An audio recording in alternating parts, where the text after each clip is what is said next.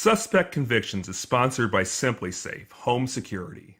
According to the Department of Justice, 2 million homes are robbed every year.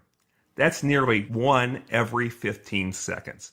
Protect your home the smart way. Visit simplysafe.com/suspect to learn more.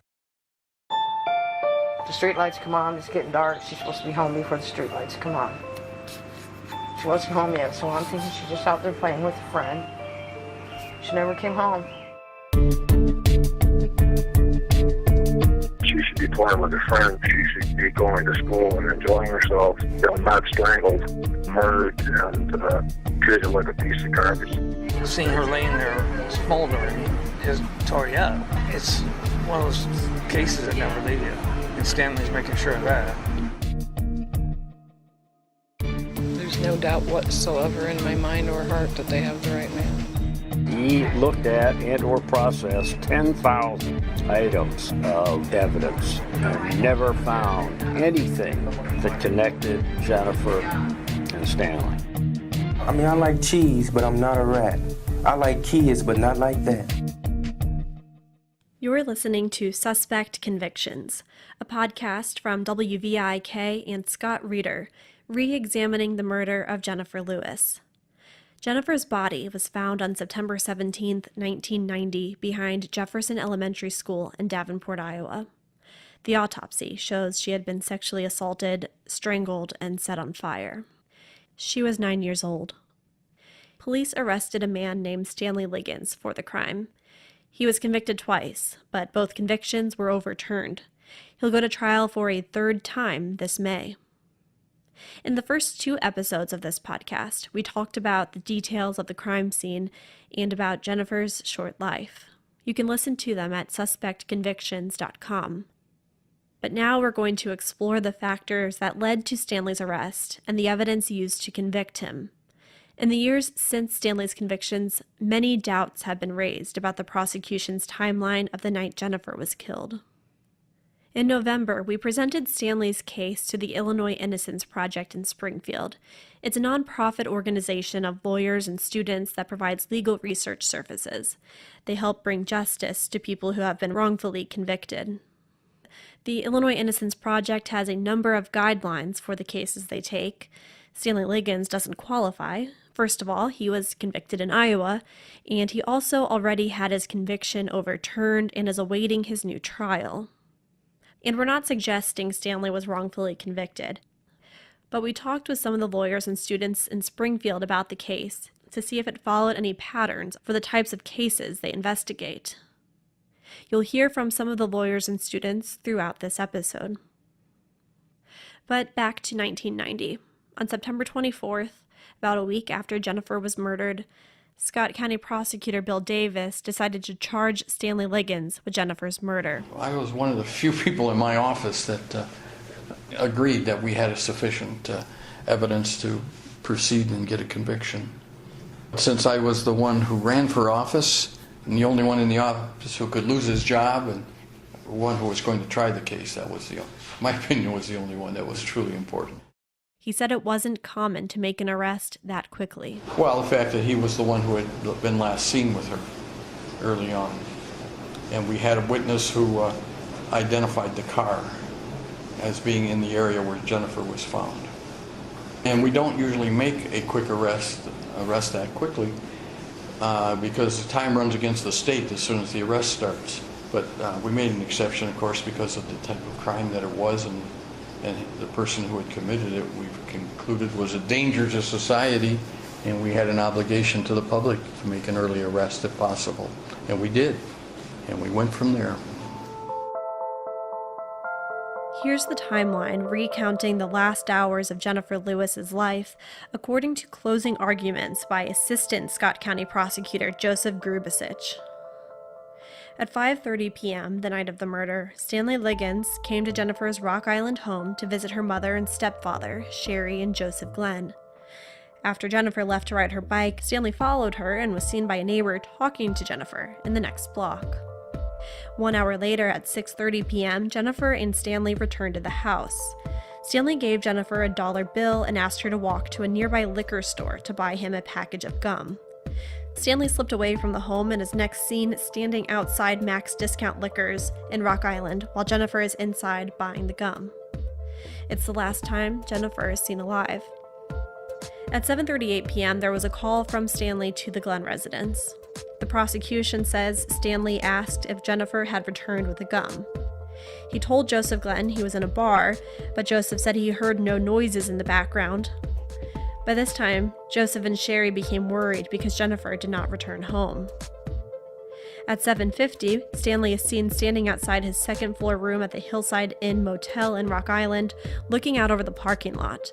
The prosecution believes he is planning to move Jennifer's body from the motel room. At 8:16, a passerby driving behind Jefferson's school in Davenport notices a fire in a field. 10 minutes later, another passerby sees a red foreign car parked behind the school. Its trunk and door are open, and a man is standing next to it. A neighbor also sees the car, and she later tells police that its left taillight is brighter than the right one. Stanley drove a red Peugeot on which the right taillight was partially burned out. At 8:30, Stanley is seen driving the Peugeot quickly in reverse in the Hillside Inn parking lot. 15 minutes later, Stanley shows up at the Glen residence. After Sherry and Joseph inform him that Jennifer failed to return, Stanley laughs, tells them to call 911, then leaves. 15 minutes later, at 9 p.m., Jennifer's body was found burning behind Jefferson Elementary School by the school's janitor. The body had been stuffed into a garbage bag, doused with gasoline, and set on fire. On the morning after the murder, a woman told police she noticed a gas can in the back seat of Stanley's car after walking next to it and smelling gas fumes. That's the timeline presented by the prosecution. Scott, what stands out to you? One thing I find really weird in here is how Stanley Liggins gave $1 to this little girl to go and get a pack of gum. But he left before she could return with the gum. Then he feels the need to call from a bar and ask, did she ever come back with that gum? And it's like, who does that? That doesn't make any sense. So, according to this timeline, that phone call happened 1 hour and 8 minutes after Jennifer is last seen at the liquor store. Now, for context, the Glenn's house was about a 3-minute walk from the store. Yeah, they weren't very far apart at all. So, if she was walking over there to get the gum and coming back, what would it take in 10 minutes? Also, Stanley and Jennifer both lived and were last seen in Rock Island, Illinois, but her body was found in Davenport, Iowa. It was a 15-minute drive from the Hillside Inn Motel to Jefferson Elementary School. Yeah. These are communities that hug the Mississippi River. They're in different states, but they essentially function as one community called the Quad City Metropolitan Area. So fast forward, police collected forensic evidence from the hotel room and Stanley Liggins' car. Stanley's lawyer in the second trial, Mike Tobey, explains what they found.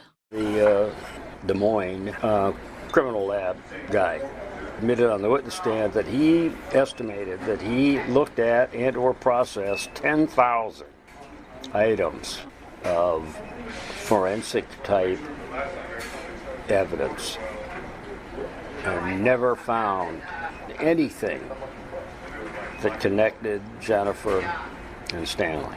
However, Scott, they did find that the trash bag Jennifer's body was wrapped in was the same brand as the trash bags used at the Hillside Inn where Stanley Liggins lived. That's interesting because that's something he would absolutely have had access to if he was inclined to do something like this.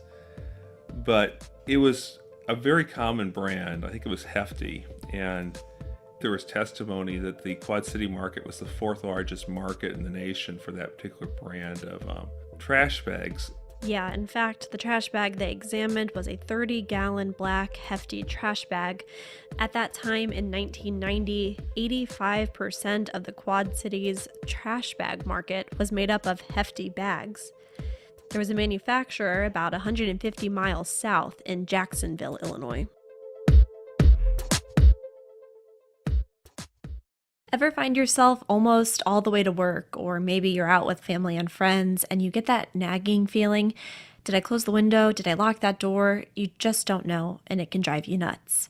You don't have to worry about that when you've got Simply Safe home security at your place. It's a nice extra layer of protection to know Simply Safe is there. Simply Safe has an arsenal of sensors to protect your entire home and keep your family safe. Simply Safe got rid of everything that makes home security such a pain. There's no long-term contracts, no hidden fees. They won't gouge you. It's just $14.99 a month. That's 3 times less than what other companies charge. And here's some big news. Simply Safe has just released its brand new high-definition security camera. This camera is different. It connects to your security system and sends your smartphone a video the second something happens at your home. You can see everything that's going on, so you won't have to wonder anymore. Check out the new camera today. Go to simplysafe.com/suspect right now. That's simplysafe.com/suspect.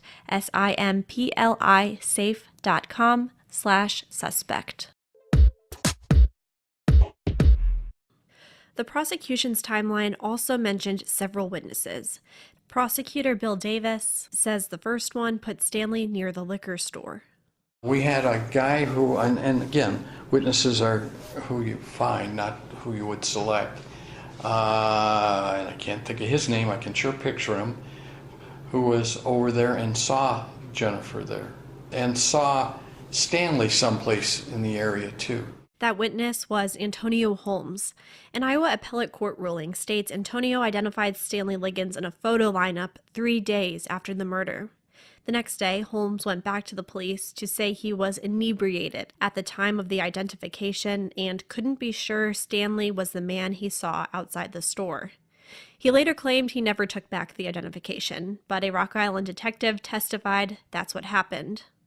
Another witness saw a red foreign car with the trunk and driver's door open, and the next one testified she was in the neighborhood the night of the murder. She looked out the window of her boyfriend's house and saw a small fire and a car with distinctive taillights. One light was much brighter than the other. That description matched Stanley Liggins' car, a red Peugeot. Detective Kevin Murphy says the gas can they found in the back seat of Stanley's car and the 2 witnesses who described the red Peugeot near the fire led police to focus on the vehicle. And that's why we put the car in the courtroom, because it's a valuable piece of evidence. During the trial, the prosecution wheeled the back end of Stanley's Peugeot into the courtroom, turned on the lights, and the witness testified she would recognize those taillights anywhere. Denny Kern was the head of the identification section of the Davenport Police Department. He was impressed by her testimony. You know, it was one of those people that when she's speaking and telling you what she saw, this is somebody who's telling you what she saw. But she was specific about it, and that was kind of neat to see. You know, somebody who actually, what she had to say, she was sure of. But later, after Stanley had been convicted of the murder for the second time, more information came out. According to an Iowa appellate court ruling, this witness had a history as a paid police informant for one of the senior officers in the Detective Bureau. We have chosen not to identify her because she has not yet been identified by name as a police informant in public court documents. But Scott went to talk to her a few months ago. She denied ever having a connection to the police and says she didn't know anybody at the department. She still insisted she saw the taillights that night. Records released since the 2 convictions do confirm that she was paid by the police about 80 times over the span of several years. She started working as a paid informant the year before Stanley's first trial. Mike Tobey isn't surprised she's denying her connection to the Davenport police.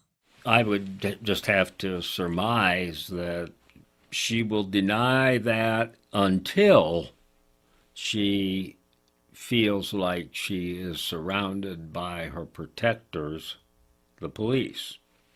So if in this upcoming trial, when that is made part of the cross-examination, she will admit to being an informant. But Bill Davis thinks there's a different reason she wouldn't admit her history as an informant to Scott. He's a large man, he's a white man, and he's got a middle-class bearing and accent, and no, he is not the kind of guy that she's going to react to. she wanted to keep that a secret, if even the accusation of being an informant, because in the neighborhood she lives in and with the community that she lives in, that is truly an outcast, and she would be treated as such, and she would have to be frightened, not just treated discourteously, but maybe with some violence. Jennifer's body had been doused with gasoline and set on fire. Police found a gas can in the back seat of Stanley's Peugeot with his fingerprint on the handle. The display of the car in the courtroom included that gas can in the back seat. Chris Weiner is a reporter with WQAD Channel 8. She was there covering Stanley's first trial. When you saw the gas can in that back seat, it was overwhelming. You could almost, if you were a juror, I know what I felt, you could almost smell the gasoline. You couldn't, but you could almost smell the gasoline in your head. Mike Damone is a staff member with the Illinois Innocence Project. Of course, he wasn't there in the courtroom, but as a lawyer, he sees that piece of evidence differently. I don't think the gas can itself actually means anything, because like in the 90s, people had gas cans all the time in their car, because if you didn't have a cell phone and you ran out of gas and you were in a bad spot, like that was something that my parents always had in their cars, and my parents were to rural ingenuity what rocks are to swimming. But Chris says it wasn't that common. The only reason, in my mind, you would have a gas can is if you ran out of gas or you were going to power a lawnmower, but it wasn't common. After Jennifer's murder, the police first began to focus on Jennifer's mother, Sherry, and stepfather, Joseph Glenn, who went by the name Ace. They were brought in for questioning and given a polygraph test. Scott interviewed Jim Hammis, who was the polygraph operator at the time. I polygraphed Ace, and I said, came out and I said, he didn't do it. They were all pissed. I mean, they thought, who in the hell is this young polygraph examiner, blah, blah, blah, and I was. I graduated from polygraph school in November of '89. Now you said September, not even a year, and I don't know how much I had done, but I said, he didn't do it. He showed no reaction whatsoever. And the FBI agent even said, I knew I should have brought one of my men in to test him. And I said, well, the next time bring your own fucking man in. And, that's just what I said to him. So I was pissed. And now they're challenging my integrity. What was the mother like? I know she passed. I remember her vaguely. Then, based on several witnesses pointing toward Stanley, police wanted to talk to him. They went to the Hillside Inn and took Stanley to the Davenport Police Department for questioning. Stanley took a polygraph as well. And I ran a test on him. Did you, da ba ba, he said, oh, he flunked. So I ran a second test on it, different type of test. It's called a peak of tension test. Okay. And in that test, I have a little synopsis on such a date. Jennifer Lewis was found up by Jefferson High School. She was on fire. And anyway, did she die from, and I said, a gunshot wound.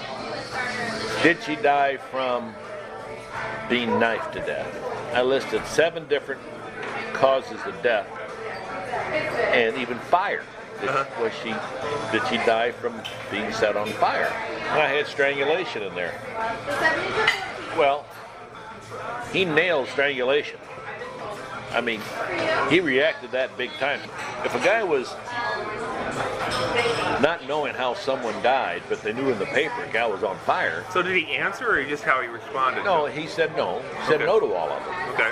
But because of his reaction, he reacted to the strangulation because he knew that's how she died. So then I went over and told him, that's the guy. Well, then I was a hero. A polygraph measures a suspect's breathing, perspiration, heart rate, and blood pressure. George Maschke is the co-founder of the website antipolygraph.org.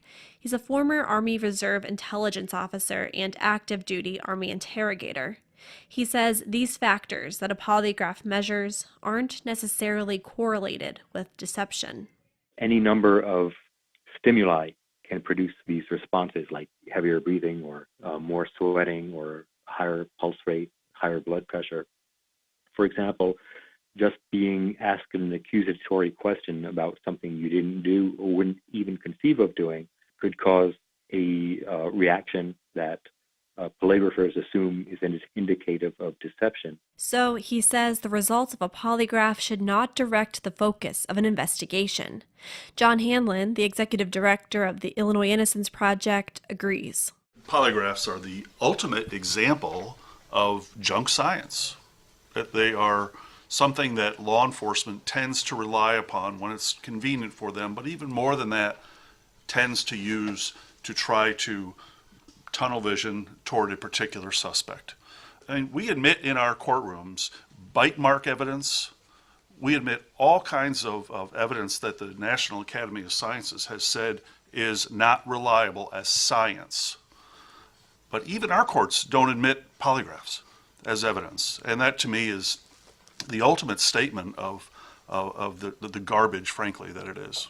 Bill Davis says in his 30 years of prosecuting, he doesn't believe he has ever prosecuted an innocent person. I want all of the assurances that I can get. So early on in the investigation, as I want to know that we're going down the right path, putting this case together for one thing, and I need to be assured that I'm trying a guilty person.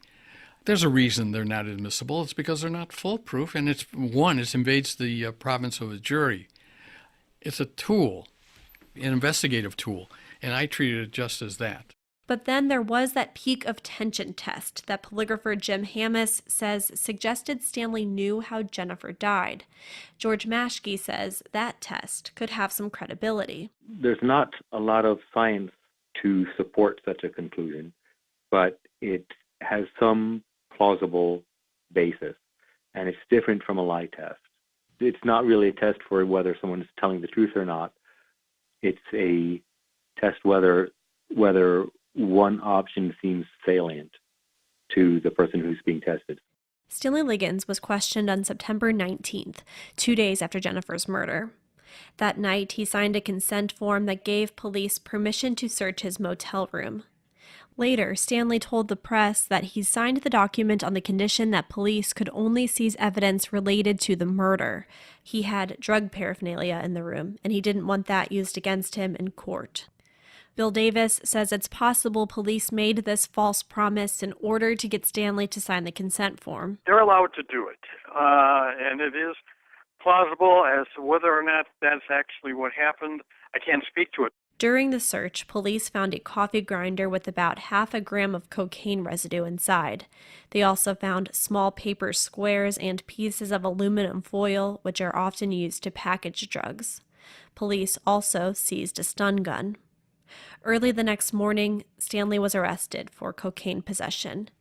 He was held on a nearly $500,000 bond, which he wasn't able to pay. And days later, he was arrested for sexual abuse, arson, and the murder of Jennifer Lewis.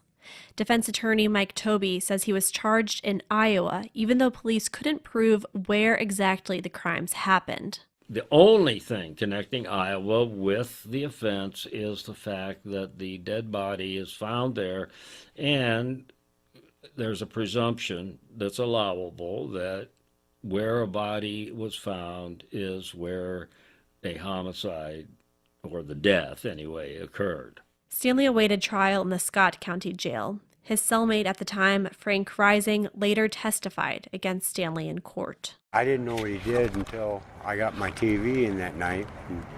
And I told him, I said, "That's you, you motherfucker." And he says, "Yeah, it's me," but they'll never get me for it. And, well, they were listening on the speakers.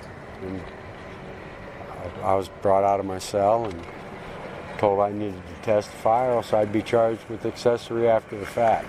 Mike Tobey says police use a number of techniques to get information from both suspects and witnesses. The only way they could charge him with being an accessory to a murder would be if they could prove he took some activity other than refusing to discuss what he did or did not know. That is not making you an accessory to any criminal offense. Now, remember, police officers are allowed to lie during interrogation. There are some areas, however, that are supposed to be off limits. one of which is custodial leniency. In exchange for his testimony, Frank Rising was also told that he could serve his sentence at a nicer prison than a place like Fort Madison in Iowa. Mike Tobey says that could be an appealing offer. Fort Madison is like the Shawshank Redemption times 5. The facility itself is a shambles, it's filthy, and it's extraordinarily dangerous. I think the Iowa Supreme Court would find that that is such a nebulous and in the future type promise that it wouldn't be viewed as an improper inducement. The prosecution built their case largely around circumstantial evidence, like eyewitnesses. Bill Davis says that isn't a bad thing. Don't be misled by dramatizations about circumstantial evidence. Circumstantial evidence is evidence. Look at the rules of evidence, and the rules of evidence don't say, hey, this is circumstantial evidence, so you weigh it in a different way. Evidence is evidence, and the jury is permitted and directed to give the weight that the evidence deserves. But he says this case stands out as being sad and difficult. The case was also tough for Stanley's first defense attorney, Gary McHenrick. The interstate jurisdictional issues, the suppression issues, there were a lot of evidentiary issues as we went along. Bill, who I consider a friend and I have a lot of respect for, Bill Davis, he initially was reluctant to turn over the police reports to me. We went quite a while before we were able to get the copies of the police reports from the county attorney's office. The jury at the first trial in Scott County convicted Stanley. He appealed the conviction, and it was overturned on the grounds that Stanley's history as a drug dealer should not be revealed to the jury. A second trial was granted and was moved to Dubuque, Iowa, about 70 miles north. That jury also found him guilty. We'll hear more details from the trials and the jurors themselves in another episode. But Gary McHenrick explains why the second conviction was also overturned. In one of the later post-conviction relief cases, it was determined that there were about 70 police reports that weren't turned over from the police department to the county attorney's office that had some exculpatory evidence. Bill Davis insists he turned over all evidence. My position is, and I take it to my grave, those reports were given to the first set of lawyers because somehow they got lost and didn't get to the second lawyer. Not my fault, but I got blamed for it. I never hid a report in my life.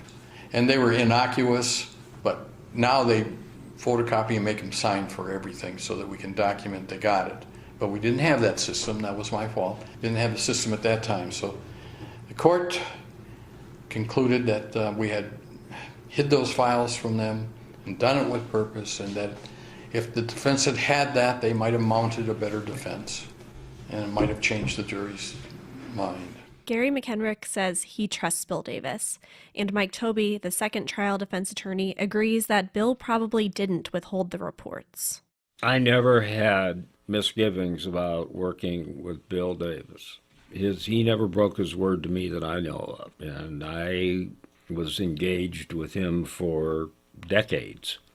It is still possible that police officers would do things to assure success for Bill, and not necessarily because he asked them to. There are a few people in that cadre who think of themselves as avenging angels, and that their fight against crime is so crucial that the ends justify the means.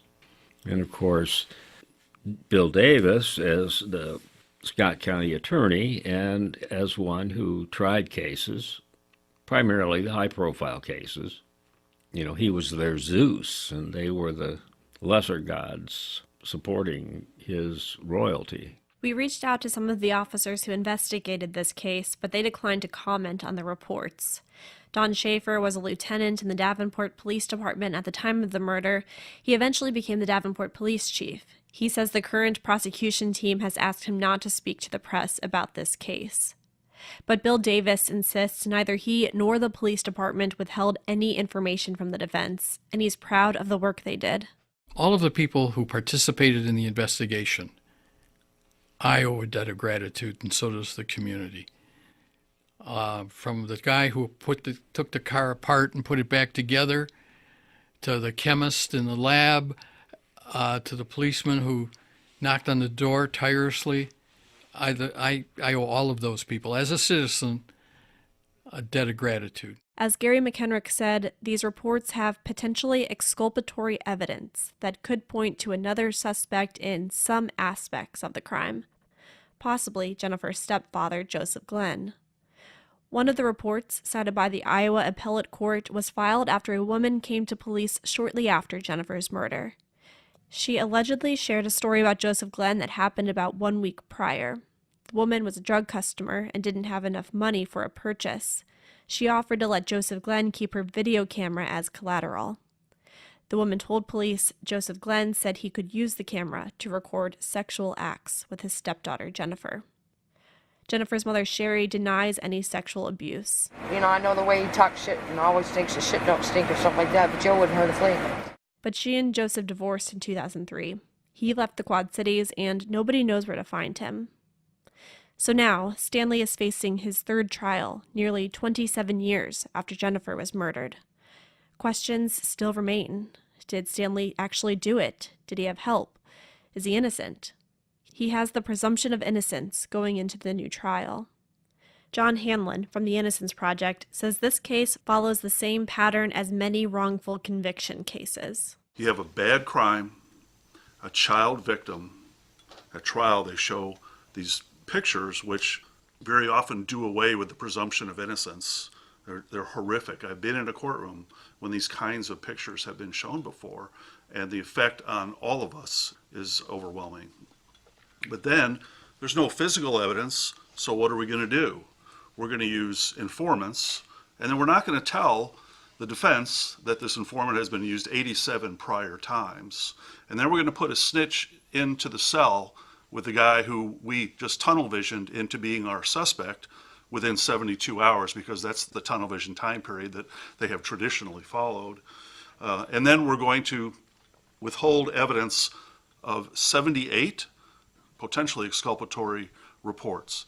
This is a pattern.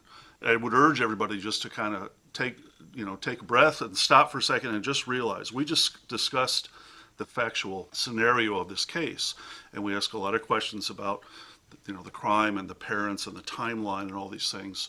And one of the facts that worked its way in is the various aspects of the police conduct.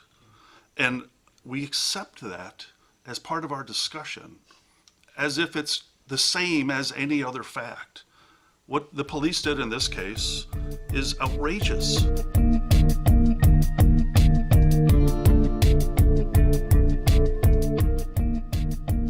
Next time on Suspect Convictions, we'll look at the life of Stanley Liggins. From his childhood in Mississippi, but my mom always said that he was the best child she had in the house, to his run-ins with the law.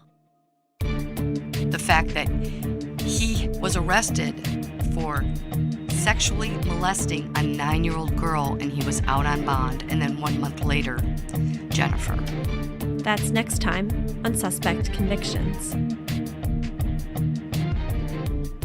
Production assistance comes from Alfredo Montega. Thanks to WVIK CEO Jay Pierce and WVIK staff Jared Johnson, Michelle O'Neill, Herb Tricks, and Dave Garner. All archived audio was generously provided by WQAD TV Channel 8 in the Quad Cities.